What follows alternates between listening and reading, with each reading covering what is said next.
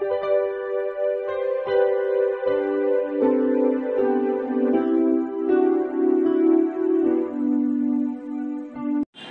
Students, প্রথমেই UK educational টিপসের পক্ষ থেকে তোমাদের সকলকে স্বাগত জানাই। কল্যাণী ইউনিভার্সিটির সেকেন্ড সেমিস্টারের রাষ্ট্রবিজ্ঞান মাইনর স্টুডেন্টদের জন্য ইন্ডিয়ান কনস্টিটিউশন অর্থাৎ ভারতের সংবিধানের ইউনিট 1 গণপরিষদের ভূমিকা, প্রস্তাবনা, সংবিধানের দার্শনিক ভিত্তি থেকে বেশ কয়েকটি ভেরি ইম্পর্ট্যান্ট কোশ্চেন অ্যান্সার আজকের ভিডিওতে আলোচনা করা হয়েছে। সুতরাং স্টুডেন্টস, এই প্রশ্নোত্তরগুলো তোমরা গুরুত্ব সহকারে লক্ষ্য করো এবং তৈরি করে নাও। এগুলি তোমাদের আগামী সেমিস্টার পরীক্ষায় বিশেষভাবে কাজে লাগবে। আজকের প্রথম প্রশ্ন হচ্ছে, ভারতের সংবিধানের জনক বা জননী কাকে বলা হয়? Doctor B.R.. আম্বেদকরকে ভারতের সংবিধানের জনক বা জননী বলা হয়। এবার দ্বিতীয় নম্বর প্রশ্ন হচ্ছে, কোন সংবিধান সংশোধনে ভারতীয় সংবিধানের প্রস্তাবনাকে সংশোধন করেছিল? 1976 সালের 42তম সংবিধান সংশোধন ভারতীয় সংবিধানের প্রস্তাবনাকে সংশোধন করেছিল। নেক্সট, ভারতীয় সংবিধানের প্রধান উৎসগুলি কি? ভেরি ইম্পর্টেন্ট প্রশ্ন। 1935 সালের ভারত শাসন আইন, 1947 সালের ভারতের স্বাধীনতা আইন, ব্রিটিশ সংসদীয় গণতন্ত্র, মার্কিন যুক্তরাষ্ট্র ও কানাডার যুক্তরাষ্ট্রীয় কাঠামো, আয়ারল্যান্ডের সংবিধানের প্রস্তাবনা প্রভৃতি ভারতীয় সংবিধানের প্রধান উৎস। পরবর্তী প্রশ্ন, গণপরিষদ কি? গণপরিষদ হল দেশের জনগণের দ্বারা নির্বাচিত প্রতিনিধিদের নিয়ে গঠিত সংবিধান প্রণয়নের জন্য গঠিত একটি সার্বভৌম সংস্থা। খুব ভালো করে এটা রেডি করে রাখবে। নেক্সট, গণপরিষদের স্থায়ী সভাপতি কে ছিলেন? গণপরিষদের স্থায়ী সভাপতি ছিলেন ডক্টর রাজেন্দ্র প্রসাদ। এইবার হচ্ছে পরবর্তী প্রশ্ন, গণপরিষদের খসড়া কমিটির সভাপতি কে ছিলেন? ভেরি ইম্পর্টেন্ট প্রশ্ন। অথবা এভাবেও আসতে পারে, ভারতীয় সংবিধান রচনার ক্ষেত্রে খসড়া কমিটির চেয়ারম্যান কে ছিলেন? গণপরিষদের খসড়া কমিটির সভাপতি ছিলেন ডক্টর বি.আর. আম্বেদকর। নেক্সট, গণপরিষদের প্রথম এবং সর্বশেষ অধিবেশন বসে কত সালে? গণপরিষদের প্রথম অধিবেশন বসে 1946 সালের 9 ডিসেম্বর এবং সর্বশেষ অধিবেশন বসে 1950 সালের 24 জানুয়ারি। প্রত্যেকটা প্রশ্ন ভেরি ইম্পর্টেন্ট। এইবার হচ্ছে, ভারতীয় সংবিধান কোন তারিখে গণপরিষদ কর্তৃক গৃহীত হয়েছিল? ভারতীয় সংবিধান গণপরিষদ কর্তৃক গৃহীত হয়েছিল 1949 সালের 26 নভেম্বর। ভেরি ইম্পর্টেন্ট প্রশ্ন। এইবার হচ্ছে, কখন গণপরিষদ আইনগতভাবে সার্বভৌম পরিষদে পরিণত হয়? 1947 সালের 15ই আগস্ট ভারত বিভক্ত হয় ও স্বাধীন হয়। তার ফলে আইনগত বিচারে ভারতীয় গণপরিষদ একটি সার্বভৌম পরিষদে পরিণত হয়। নেক্সট 10 নম্বর, গণপরিষদকে কেন আইনবিদদের স্বর্গরাজ্য বলা হয়?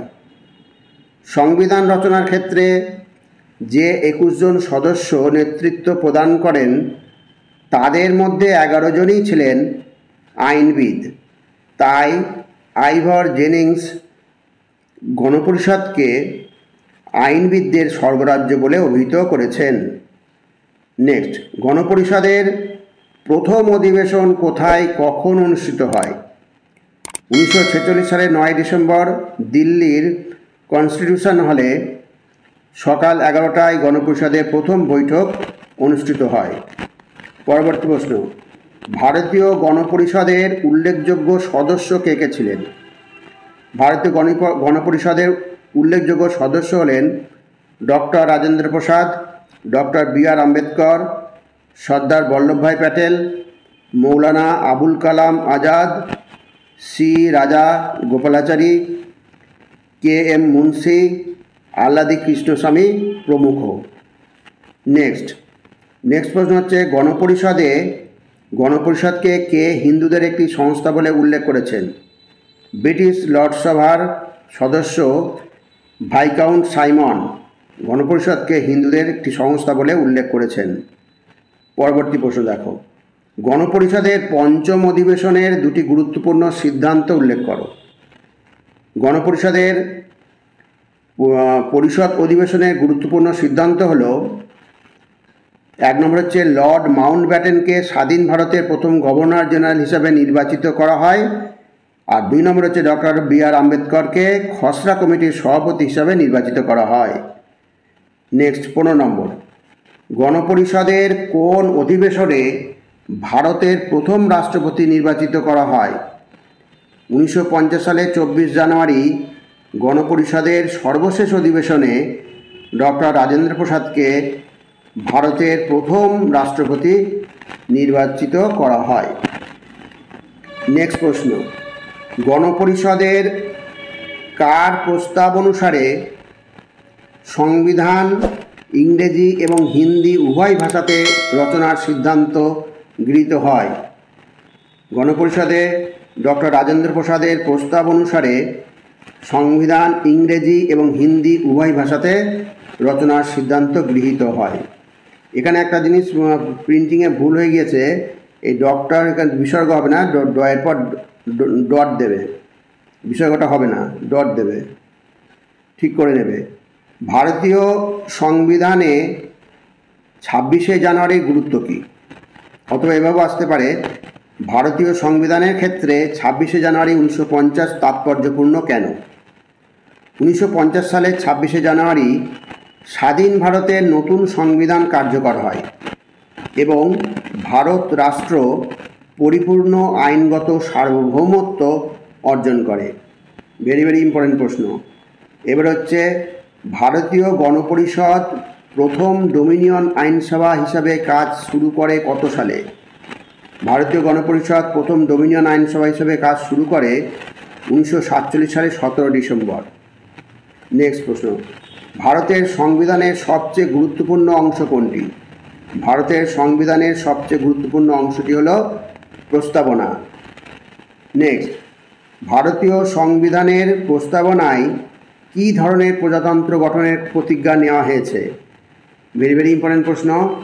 ভারতীয় সংবিধানের প্রস্তাবনায় ভারতকে একটি সার্বভৌম, সমাজতান্ত্রিক, ধর্মনিরপেক্ষ, গণতান্ত্রিক সাধারণতন্ত্র হিসেবে গঠনের প্রতিজ্ঞা নেওয়া হয়েছে।